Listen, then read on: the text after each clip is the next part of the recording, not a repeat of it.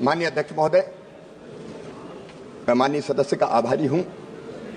उनके मन में किसानों के कल्याण की तड़प है, उन्होंने इस सवाल को उठाया है।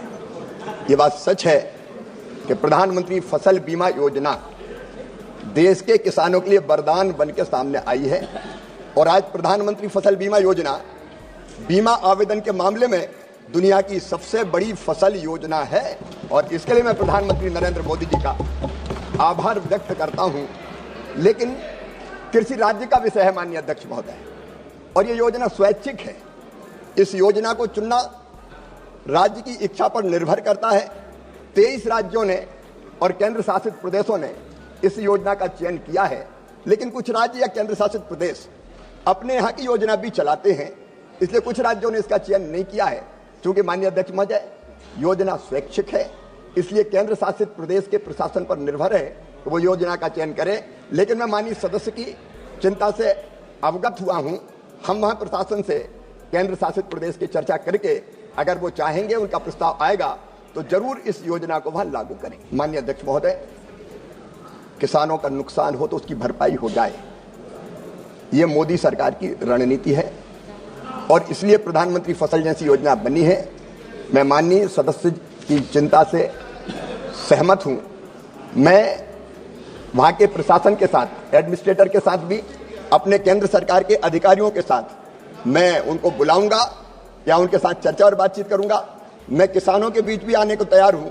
माननीय सदस्य भी साथ रहे, हम किसानों के बीच भी बैठेंगे और किसानों के बीच बैठकर स्थानीय प्रशासन, केंद्र सरकार के अधिकारी, हम और आप कहेंगे तो वैज्ञानिकों की टीम भी लाएंगे।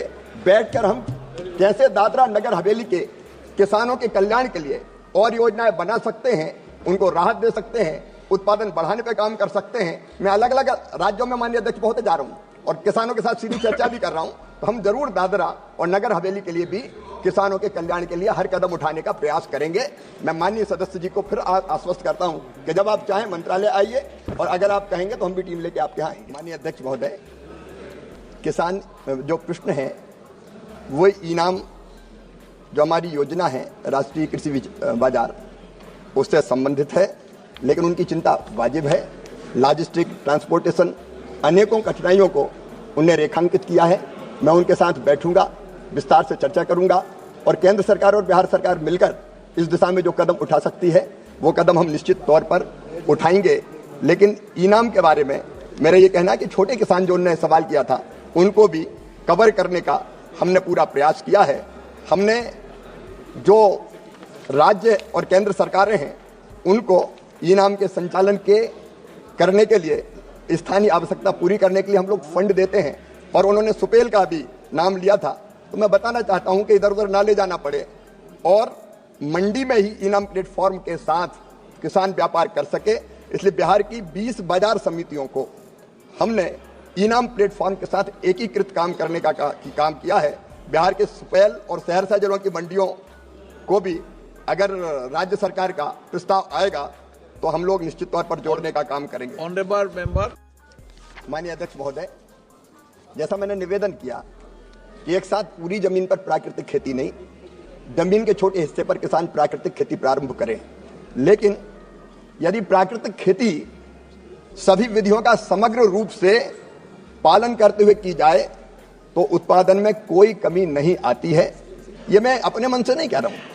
आईसीआर के एक अनुसंधान में यह पाया गया है कि इंटरक्रॉपिंग, फसल अवशेषों से मल्चिंग और कवर फसलों से उपज में कमी नहीं आती, कई स्थानों पर वृद्धि हुई है।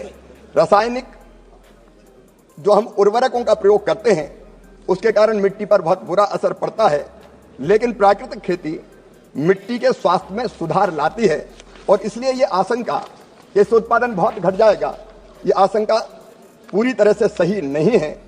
हम प्राकृतिक खेती ठीक विधि से किसान कर सके, इसके लिए हम प्रत्येक क्लस्टर में 2 कृषि सखी और कम्युनिटी रिसोर्स पर्सन नियुक्त करेंगे।